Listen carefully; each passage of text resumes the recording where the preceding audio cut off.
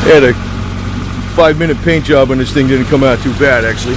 But just bleeding the brakes here, and see the engine runs pretty smooth, right? Not too bad. Still warming up, but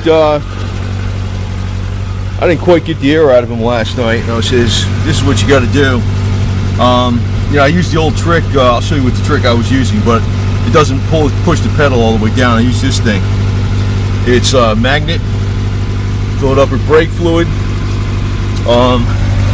There's a little needle thing that sticks in the bleeder, and now I just closed it up, so it's nice and the air's out of it now. You see this needle thing just sticks in the bleeder. Well, I got it pressed in there so damn hard. And that it makes it like, in other words, when you press through the air, it blows the bubbles out the top of this thing, and then there's a hose that goes down in here, and it just, when it, you know, it pulls back pure fluid. So that's the way to do it. So anyway,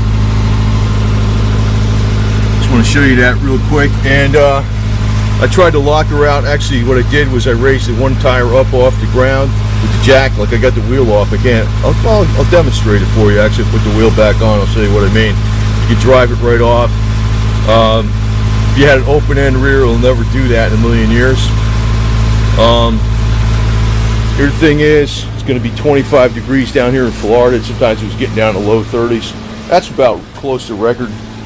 So here's the kerosene heater again, running with diesel. Nice. I don't know if you can see the back too. Maybe, maybe not. Well, there's a flame in there. Definitely a flame in there. So it's running nice and clean. I started up out here, but I'm going to be putting it inside. I'm going to be running this puppy all day. So see, that's running good. I'll show you normally how I do the bleeder on the brakes without using that device.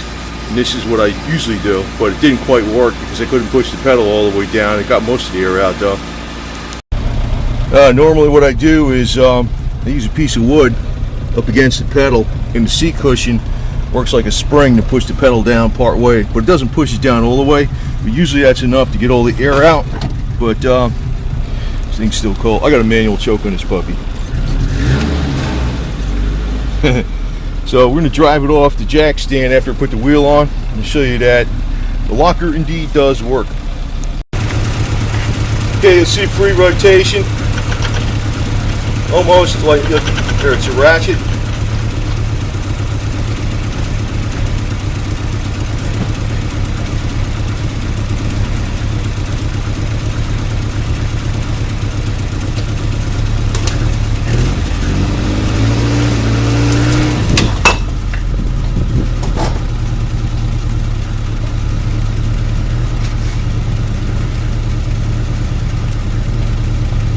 So the wheel's got total loss of traction on the one side.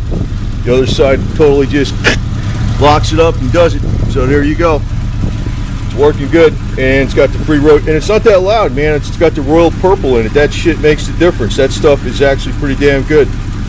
Keeps it quieter than regular. I'd recommend using that royal purple red line or some kind of high performance differential oil. Let me just say this real quick. I remember the short grip 8 3/4 Chryslers, that pumpkins that were in a lot of the old 60s cars with the posis. They make noise if you didn't put a high performance gear oil in it or put an additive in it. So, and when you put that additive in it, they were quiet as a mouse. I don't really hear that clicking inside when I'm driving it. I don't feel nothing. So works great, man.